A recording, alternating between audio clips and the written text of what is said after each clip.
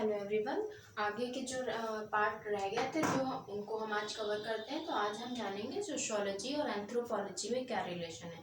दोनों में बहुत ही बेसिक डिफरेंस है, दोनों में काफ़ी रिलेशनशिप है। तो सबसे पहले हम जानते हैं सोशियोलॉजी में क्या होता है और एंथ्रोपोलॉजी में क्या होता है। तो जो सोशियोलॉजी है वो किसका अध्ययन करती है? सभ्य समाज का। और जो एंथ्रोपोलॉजी है वो किसका अध्ययन करती है? आदिम यानी प्रिमिटिव सोसाइटी का अध्ययन करती है। एक तो ये डिफरेंस होगा, कोई पूछे मेन डिफरेंस क्या है तो ये डिफरेंस है, ठीक है। और ऐसा ये कौन बोलता है? ये ब्राउन, रेडक्लिफ ब्राउन बोलते हैं कि सोशियोलॉजी सिविलाइज सोसाइटी का अध्ययन करती है और एंथ्रोपोलॉजी प्रिमिटिव सोसाइटी का अध्ययन करती है। चलिए आते हैं इसमें। सबसे पहले नंबर पे है क्रोबर। क्रोबर ने क्या कहा है? सोशियोलॉजी और एंथ्रोपोलॉजी दोनों जुड़वा हैं। क्या बोलते हैं? दोनों जुड़वा हैं। तो ये क्रोबर है जिन्होंने दोनों को जुड़वा माना है। ये आता भी है, कोटेशन काफ़ी फेमस है, आप लोग को पता होगा। नेक्स्ट नंबर पे आते हैं हॉबल। तो हॉबल का भी इन्हीं की तरह है, जैसे क्रोबर कहते हैं वैसे हॉबल भी कहते हैं कि सोशियोलॉजी और एंथ्रोपोलॉजी में कोई अंतर नहीं है, दोनों क्या है? एक समान है। दोनों एक समान है, इसमें कोई डिफरेंस नहीं है।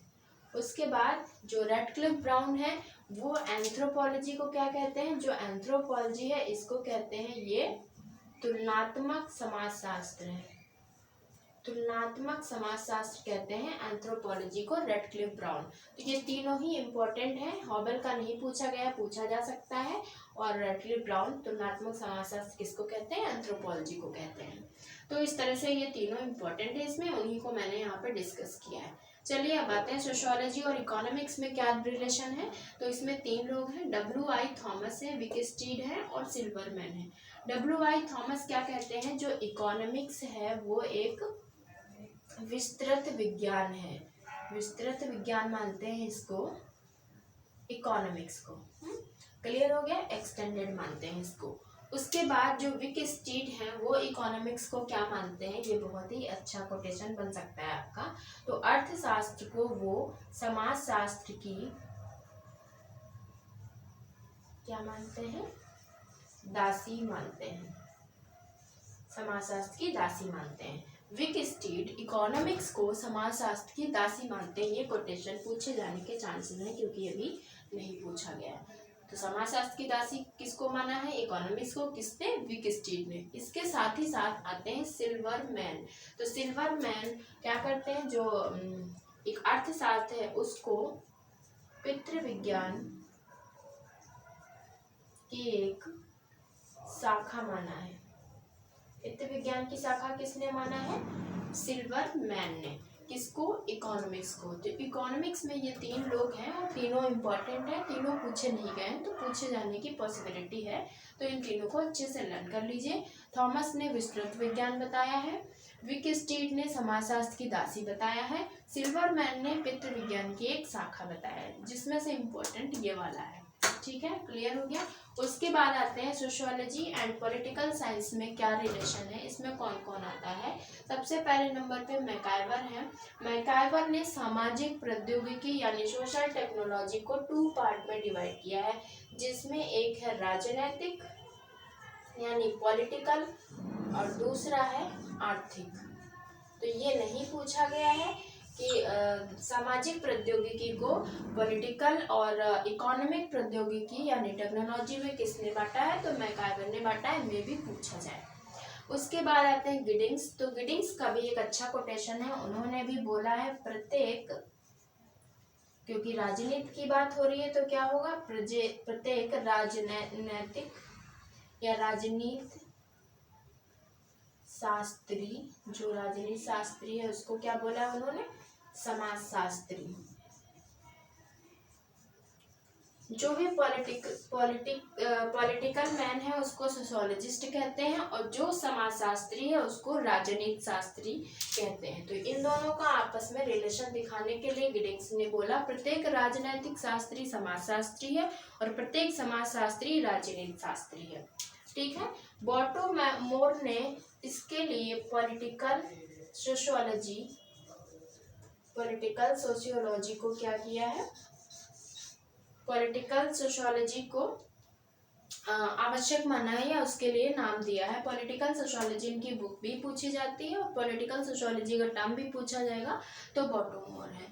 तो गिडिंग्स का एक और इसी में इम्पोर्टेंट कोटेशन पूछा जाता है जो कहते हैं कि इसके साथ ही साथ वो कहते हैं कि किसी भी व्यक्ति को अगर सोशियोलॉजी का बेसिक नहीं आता है तो उसको स्टेट के बारे में पढ़ाना इस तरह से बेकार है जैसे किसी एक ऐसे व्यक्ति को ज्योतिष पढ़ाया जाए जिसको न्यूटन के लॉ नहीं पता है, उसको पढ़ाना वो बेकार है। उसी तरह अगर एक समाजशास्त्री को उसका बेसिक नहीं पता है तो उसको स्टेट के बारे में पढ़ाना बेकार है। ये कोटेशन भी पूछा जाता है तो आप इसको भी लर्न कर लीजिएगा कि सोशियोलॉजी, स्टेट, न्यूटन और ज्योतिष इन सब में तुलना किसने की है तो वो होंगे गिडिंग्स। ये तो याद करने के लिए शॉर्ट ट्रिक है, आप इसको फॉलो कर सकते हैं। तो आप इसको नोट कर लीजिए, फिर हम इसी में आगे कंटिन्यू करते हैं। जो बाकी के बचे हुए हैं उनको हम कंटिन्यू करते हैं।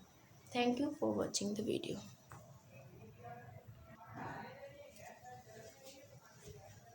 चलिए तो स्टार्ट करते हैं।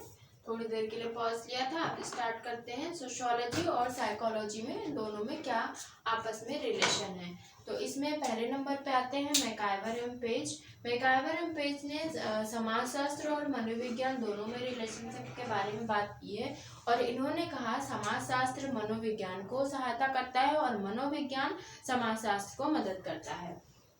तो इस तरह से ये क्या कहते हैं, एक दूसरे जो ये दोनों हैं वो एक दूसरे को हेल्प करते हैं। तो इस तरह से अगर सहायता से संबंधित कोई कोटेशन आएगा तो उसमें मैकआइवर एवं पेज होंगे और ये दोनों एक दूसरे को हेल्प करते हैं या सहायता करते हैं। समाजशास्त्र मनोविज्ञान को मदद करता है और मनोविज्ञान समाजशास्त्र को मदद करता है। उसके बाद जिन्सबर्ग आए हैं तो जिन्सबर्ग कहते हैं कि इन दोनों की समाजशास्त्र की और मनोविज्ञान की सीमाएं आपस में इतनी जुड़ी हुई हैं कि दोनों को अलग नहीं किया जा सकता है। तो दोनों की किस चीज़ के बारे में बात करते हैं, सीमा के बारे में। इन दोनों की सीमाएं आपस में इतनी जुड़ी हुई हैं कि इन दोनों को पृथक नहीं किया जा सकता है। तो ऐसी बात कौन बोलता है, जिन्सबर्ग बोलते हैं। अगर ऐसा कोटेशन आएगा तो उसमें जिन्सबर्ग होंगे। फिर आते हैं ऑटो क्लाइनबर्ग, जिनकी बुक भी है सोशल साइकोलॉजी। उसमें ऑटो क्लाइनबर्ग ने मनोविज्ञान और समाजशास्त्र की तुलना करते हुए ये कहा है कि जो मनोविज्ञान है वो एक समूह में व्यक्ति के व्यवहार का अध्ययन करता है। तो साइकोलॉजी जो सोशियोलॉजी है वो क्या करेगा, एक समूह के व्यवहार का अध्ययन करेगा सोशियोलॉजी, ठीक। जबकि जो साइकोलॉजी है वो क्या करेगा, व्यक्ति के व्यवहार का अध्ययन करेगा। क्योंकि साइकोलॉजी है तो व्यक्ति के ही व्यवहार का अध्ययन करेगा, सोशियोलॉजी पूरे ग्रुप को लेकर चलता है तो इसलिए वो समूह के व्यवहार का अध्ययन करेगा। तो अगर समूह का व्यवहार व्यक्ति के व्यवहार में डिफरेंस जैसी कोई बात हो रही है तो कौन होगा, ऑटो क्लाइनबर्ग होंगे। बोगार्ट्स भी लगभग सेम बात करते हैं लेकिन वो प्रोसेस की बात करते हैं। तो बोगार्ट्स ने कहा जो साइकोलॉजी है वो व्यक्ति की मानसिक प्रक्रियाओं का अध्ययन करता है, व्यक्ति की मानसिक प्रक्रियाओं का अध्ययन करता है। और जबकि जो सोशियोलॉजी है वो क्या करता है, सामाजिक प्रक्रियाओं का अध्ययन करता है, सामाजिक प्रक्रिया का अध्ययन करता है। तो ये प्रोसेस के बारे में बताते हैं बोगार्ट्स। सोशियोलॉजी सामाजिक प्रक्रिया का अध्ययन करेगा और साइकोलॉजी मानसिक प्रक्रिया का अध्ययन करेगा। यहाँ तक बात क्लियर हो गई। ये सारी इंपॉर्टेंट है, सारी नई चीजें, तो आप इनको अच्छे से याद कर लीजिए। उसके बाद सोशियोलॉजी और ज्योग्राफी में हम रिलेशनशिप देखें तो उसमें कौन कौन आता है, मॉन्टेस्क्यू है, हंटिंगटन है, रेडजन है, ये लोग आते हैं जो सभी को पता है कि ये ज्योग्राफी में आते हैं। तो इन लोगों ने क्या बोला, इन लोगों ने कहा कि जो मानव सभ्यता का विकास हुआ है उसमें भौगोलिक कारकों का बहुत बड़ा इम्पोर्टेंट रोल रहा है। और इन लोगों ने सोशियोलॉजी और ज्योग्राफी को रिलेशन दिखाते हुए बताया कि जो मानव की सभ्यताओं का विकास हुआ इसमें इनका ज्योग्राफी का बहुत रोल है। इसके साथ ही साथ 10 भी आते हैं जिनका आप लोगों को पता होगा, चुनौती और प्रत्युत्तर का सिद्धांत है। तो उसमें उन्होंने ज्योग्राफी को इम्पोर्टेंट रोल माना माना है कि उसकी वजह से इन्होंने चुनौती और प्रत्युत्तर का सिद्धांत दिया है। तो ये आपको पता होगा, इसमें ज्यादा कुछ बताने की नीड नहीं, आपको पहचानने की नीड है। मॉन्टेस्क्यू, हंटिंगटन, रेडजल और टैनबी इसमें आते हैं। उसके बाद आता है सोशियोलॉजी और फिलॉसफी यानी दर्शन शास्त्र में। तो दर्शन शास्त्र में सोशियोलॉजी, जो सोशियोलॉजी है उसने काफ़ी उससे कुछ लिया है, बहुत हेल्प उसको मिली है। तो दुर्खीम कहते हैं कि जो दर्शन शास्त्र है उससे समाज शास्त्र बहुत कुछ लेता रहता है या सीखता रहता है या बहुत कुछ उससे लिया है। तो सबसे पहले नंबर पे दुर्खीम है। इसके अलावा ये फिलोसोफर हैं जिनको मैंने बताया था, प्लेटो, अरस्तु, हॉब्स, लॉक और मार्क्स, कांट, ये लोग ऑलरेडी फिलोसोफर हैं। तो इन्होंने भी दर्शन शास्त्र से बहुत कुछ लिया है जिसको हम सोशियोलॉजी में पढ़ते हैं। फिर हमारा लास्ट आता है सोशियोलॉजी और सोशल वर्क में क्या रिलेशन है। तो जो सोशियोलॉजी है इसमें एक मेन अंतर हम ये कर सकते हैं, जो सोशियोलॉजी है वो थ्योरेटिकल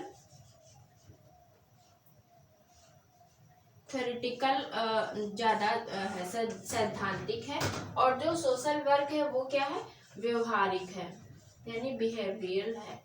तो ये व्यवहारिक है सोशल वर्क, और सोशियोलॉजी थ्योरेटिकल है, सैद्धांतिक है। क्योंकि सोशियोलॉजी हमारी जो उसमें थ्योरीज होती हैं वो ज़्यादा व्यवहारिक, इतना सोशल वर्क जितना नहीं है। तो सोशल वर्क व्यवहारिक है। और इसमें आते कौन कौन से हैं वो आप याद कर लीजिए। एंडरसन है, बोगार्ट्स है, लिंडमैन है, ओटम है, ग्लिन है, इसके साथ ही साथ सदरलैंड है जो इसमें आते हैं। एक इम्पॉर्टेंट कोटेशन सिम्पसन का मैंने इसलिए मेंशन कर दिया है क्योंकि सिम्पसन कहते हैं जो सामाजिक विज्ञान है, सोशियोलॉजी और सोशल साइंस, सोशियोलॉजी का अदर सोशल साइंस के साथ जो है बहुत ज़्यादा अटूट एकता है। तो सोशियोलॉजी और अन्य का सामाजिक विज्ञानों के साथ उसका एक अटूट एकता है या अटूट संबंध है, ऐसा कुछ कोटेशन आता है। तो उसमें कौन होगा, सिम्पसन है। तो ये मैंने बेसिक नॉलेज के लिए बताया है, इम्पॉर्टेंट इसमें ये है तो इनको आप एक बार देख लीजिएगा। बाकी एक इसमें और इम्पॉर्टेंट चीज़ रह गई है जो मैं थोड़ा पॉज लेके आपको बताती हूँ, तब तक आप इसका स्क्रीनशॉट ले लीजिए, फिर मैं उसको फिनिश कर दूंगी तो उसी के साथ ये चैप्टर भी फिनिश हो जाएगा। तब तक आप इसको एक बार देख लीजिए।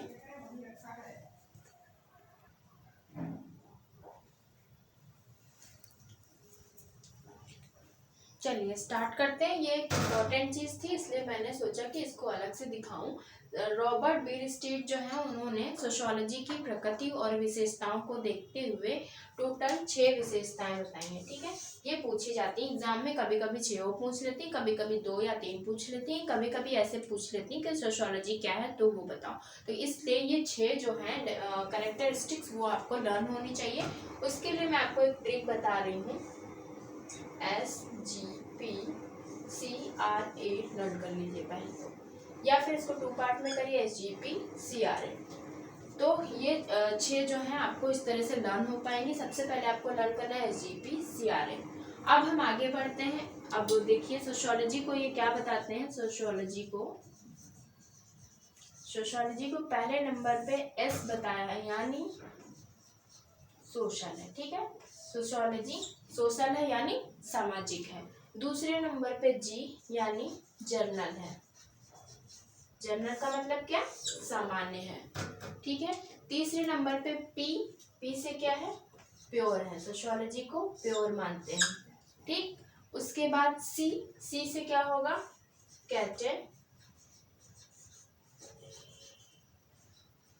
कैटेगरिकल। इसका मतलब क्या है,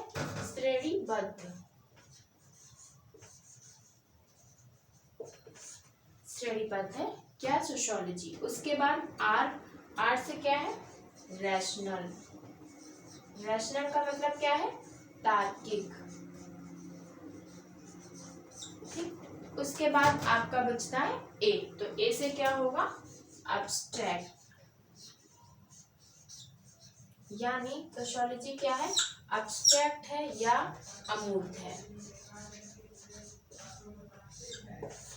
तो इस तरह से आपने देखा सोशियोलॉजी की 6 विशेषताएं दी हैं रॉबर्ट बीयरस्ट्रीट ने। ये आपको कभी किसी को बताना हो सोशियोलॉजी क्या है, आप इसमें से एक उठा के भी बता सकते हैं। और आप देख सकते हैं कभी छांटने को आ जाता है कि बीयरस्ट्रीट ने कौन सी बोला या बीयरस्ट्रीट के अकॉर्डिंग सोशियोलॉजी क्या है, तो वो इसमें से फाइंड आउट करने को आ जाता है। तो आप इसको अच्छे से लर्न कर लीजिए ताकि आपको कोई दिक्कत ना हो। जैसे कि सोशल को सामाजिक बोलेंगे, जनरल को सामान्य बोलेंगे, जो हिंदी मीडियम है वो हिंदी में याद कर लें, प्योर को विशुद्ध बोलेंगे। तो ये पूछा जाता है क्वेश्चन, इसलिए मैंने इसको सेपरेट बताना इम्पोर्टेंट समझा। आप इसको एक पार्ट में लर्न कर लीजिए। सबसे अच्छी मेरी ट्रिक है SGP CRA, अगर आपको याद रहेगा तो आप ये सब आराम से कर लेंगे, आपको कोई दिक्कत नहीं होगी कि आप इसमें कंफ्यूज हो। मार्कर का थोड़ा इशू हो गया था, इस वजह से हो सकता है प्रॉपरली ना दिख रहा हो, तो मैंने आपको अच्छे से एक्सप्लेन कर दिया है। सोशियोलॉजी सोशल है, जर्नल है, प्योर है, कैटेगरिकल है, रैशनल है और एब्स्ट्रैक्ट है। तो सोशियोलॉजी को की 6 विशेषताएं बताई हैं रॉबर्ट बीयरस्ट्रीट ने। आई होप आपको अच्छे से समझ में आया होगा और आपने बहुत कुछ लर्न भी किया होगा, और ये सब आपको अपकमिंग एग्जाम में 100% हेल्प करने वाला है। तो आप अच्छे से इनको फॉलो करते रहिए, लर्न करते रहिए और जुड़े रहिए हमारे साथ, कुछ नया नया सीखते रहेंगे। इसी के साथ हमारा ये जो चैप्टर था वो फिनिश होता है। नेक्स्ट पार्ट में हम नेक्स्ट चैप्टर को कवर करेंगे। तब तक के लिए थैंक यू, बाय बाय, मिलते हैं नेक्स्ट वीडियो में।